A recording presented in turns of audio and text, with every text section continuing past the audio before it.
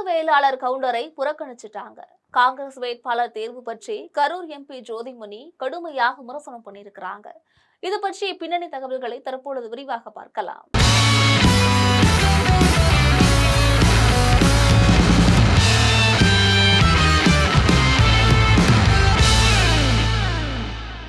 தமிழக சட்டசபை தேர்தலில் போட்டியிடக்கூடிய வேட்பாளர்களோட பட்டியலை காங்கிரஸ் கட்சி வெளியிட்டிருக்கிறாங்க.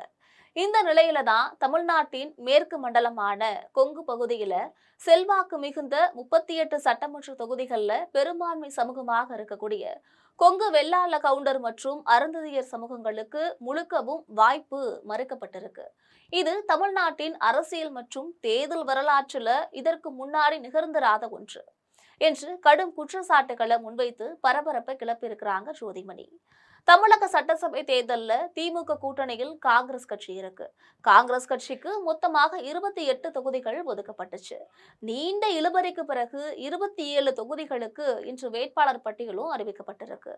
இன்னும் மதுரை மாவட்டம் மேலூர் சட்டசபை தொகுதிக்கு மட்டும் வேட்பாளர் அறிவிக்க வேண்டியிருக்கு. இந்த நிலையில தான் காங்கிரஸ் வேட்பாளர் தேர்வு பற்றி அந்த கட்சியை சேர்ந்த கரூர் எம்பி ஜோதிமணி கடுமையாக விமர்சிச்சு பேசியிருக்கிறாங்க.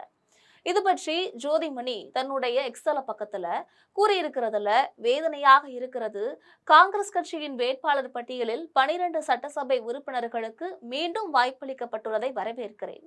அதே நேரத்துல மீதம் இருக்கக்கூடிய தொகுதிகள்ல காங்கிரஸ் கட்சி தொண்டர்களின் மனக்குமுறலையும் கொந்தளிப்பையும் என்னால் புரிந்து கொள்ள முடிகிறது. வேட்பாளர்கள் முன்பே முடிவு செய்யப்பட்டு அதற்கேற்ப தொகுதிகள் கேட்டு வாங்கப்பட்டுள்ளன. நீண்ட காலம் காங்கிரஸ் கட்சியில் அர்ப்பணிப்போடு பணியாற்றி வரக்கூடிய தகுதியும் மக்கள் செல்வாக்கும் வெற்றி வாய்ப்பும் இருக்கக்கூடிய பலருக்கு வாய்ப்பு மறுக்கப்பட்டுள்ளது என்பது வேதனை அளிக்கிறது. 20 ஆண்டுகள் 30 ஆண்டுகள் பணியாற்றிய பலர் இருக்கும்போது அந்த இடத்தில் கட்சிக்கு வந்து சில நாட்கள் சில வருடங்களே ஆன கள அனுபவம் இல்லாத சிலருக்கு வாய்ப்புகள் வழங்கப்பட்டிருக்கு. தமிழ்நாட்டின் மேற்கு மண்டலமான கொங்கு நாட்டு செல்வாக்கு மிகுந்த 38 சட்டமன்ற தொகுதிகள்ல பெரும்பான்மை சமூகமாக இருக்கக்கூடிய கொங்கு வெள்ளாள கவுண்டர் மற்றும் அருந்ததியர் சமூகங்களுக்கு முழுக்கவும் வாய்ப்பு மறுக்கப்பட்டிருக்கு. இது தமிழ்நாட்டின் அரசியல் மற்றும் தேர்தல் வரலாற்றில் இதற்கு முன்பு நடந்திராத ஒன்று. கொங்கு வெள்ளாள கவுண்டர் சமூகத்தின் உட்பிரிவுகளுக்கு 2 தொகுதிகளை வழங்கி இருக்கக்கூடிய காங்கிரஸ் கட்சி பெரும்பான்மையான கொங்கு வெள்ளாள கவுண்டர் சமூகத்தை புறக்கணித்திருப்பதை புரிந்து கொள்ள முடியவில்லை.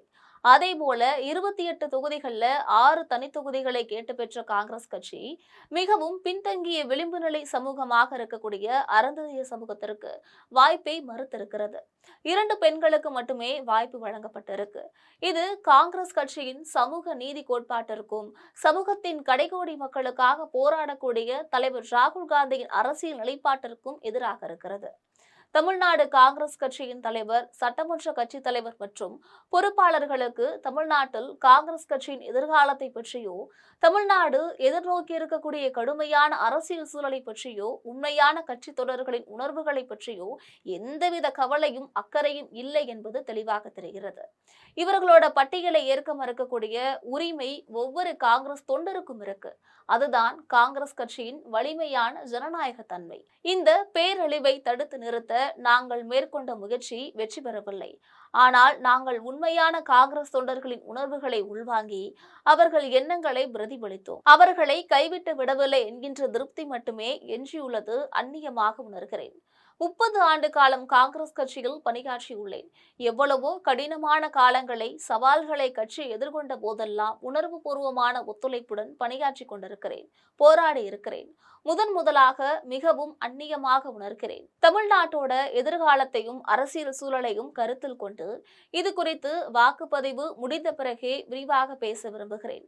இந்த நேரத்துல மனம் சோர்ந்து போயிருக்கக்கூடிய தமிழ்நாட்டில் ஏறக்குறைய 60 ஆண்டு காலம் காங்கிரஸ் கட்சி ஆட்சி அதிகாரத்தில் இல்லாத போதும் காங்கிரஸ் கொடியை பெருமையோடு உயர்த்தி பிடித்திருக்கக்கூடிய ஒவ்வொரு காங்கிரஸ் தொண்டருக்கும் எனது பேரன்பையும் ஆதரவையும் தெரிவித்துக் கொள்கிறேன். அவர்களின் அர்ப்பணிப்பிற்கு தலை வணங்குகிறேன் அப்படின்னு கூறியிருக்கிறாங்க.